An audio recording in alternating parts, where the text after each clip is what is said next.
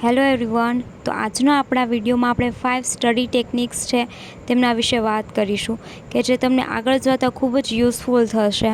તો late gate started. First આવે છે વિઝ્યુલાઇઝેશન.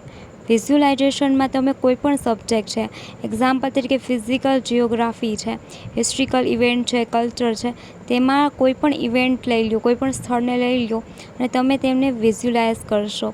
એક્ઝામ્પલ તરીકે કલ્ચરમાં તમે કોઈ પણ સ્થળને લેશો, ત્યાંની જગ્યાને તમે ઇમેજિન કરશો કે ત્યાંની દિવાલ તેવી છે, અથવા હિસ્ટોરિકલ ઇવેન્ટ્સમાં તમે જે છે જે તે જગ્યાએ કોઈ પણ યુદ્ધ થયું છે, કોઈ પણ ઘટના બની છે તેને વિઝ્યુલાઇઝ કરશો. સેકન્ડ ટેકનિક છે તે છે સ્ટીક ટુ વોલ. એવા કોઈ પણ ડેટા કે જે તમને યાદ રહેવામાં જે છે બહુ તકલીફ દેવડાવે છે, એવા બધા ડેટાને એક પેજ ઉપર લખી અને તમે જે તે કોઈ પણ દિવાલ અથવા તમારા સ્ટડી ટેબલ જે છે તેમની સામે રાખી અને રોજ સાંજે અને રોજ સવારે ઉઠીને વાંચશો. આવું તમે જો ડેઇલી જે છે 20 દિવસ મેક્સિમમ કરો તો તમને એ બધા ડેટા જે છે તમને સરળતાથી યાદ રહી જશે.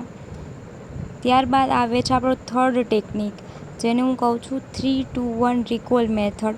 કોઈ પણ એવો ટૉપિક છે યાદ ન રહેતો હોય, સમજાતો ન હોય, બરાબર છે, તો તેને તમે 3 વખત જે છે વાંચશો, 2 વખત તમને એને રિકોલ કરશો. રિકોલ દેટ મીન્સ તમે જે બુક બંધ કરી અને યાદ કરવાની ટ્રાય કરશો કે તમને કેટલું યાદ રહ્યું છે, અને ત્યારબાદ જેટલું પણ યાદ રહ્યું છે તેને એક વખત લખી જશો.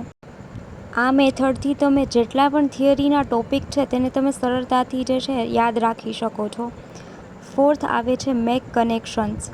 એવા સબ્જેક્ટ કે જેમાં એક સબ્જેક્ટ જે છે બીજા સબ્જેક્ટ સાથે લિંક હોય, એક્ઝામ્પલ તરીકે હિસ્ટ્રી છે અને કલ્ચર, તે બંને એકબીજા સાથે લિંક છે. ત્યારબાદ આપણી જે જિયોગ્રાફી છે, બરાબર છે, ફિઝિકલ છે, પછી ઇન્ડિયન છે, ગુજરાતની જે જિયોગ્રાફી છે, આ બધું એકબીજા સાથે લિંક્ડ છે. એટલે એક પોઈન્ટને બીજા સાથે કનેક્ટ કરવાથી તમને સરળતાથી વસ્તુઓ જે છે તે યાદ રહી જશે.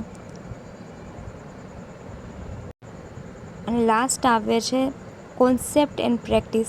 આ સ્પેસિફિકલી મેથ્સ અને રિઝનિંગ માટેની ટેકનિક છે કે કોઈ પણ ટૉપિક તમને નથી આવડતો તો ફર્સ્ટ તો તમે એના લેક્ચર જોશો, એમાં કોન્સેપ્ટની ક્લિયરિટી લઈ આવશો અને ત્યારબાદ જેટલું બને એટલા જે છે ક્વેશ્ચન સોલ્વ કરશો અને ક્વેશ્ચનની પ્રેક્ટિસ કરશો. રોજબરોજ તમને પ્રેક્ટિસ કરવાથી એવા ટૉપિક્સ, એક્ઝામ્પલ તરીકે જે પર્સન્ટેજ છે, આ એવા કોન્સેપ્ટ છે જે એક્ઝામમાં પૂછાતા હોય, એમાં તમને જે છે જેનાથી તમારી એક્યુરેસી જે છે પેપરમાં વધશે. આશા રાખું છું આ વિડીયો તમને હેલ્પફુલ થયો હશે.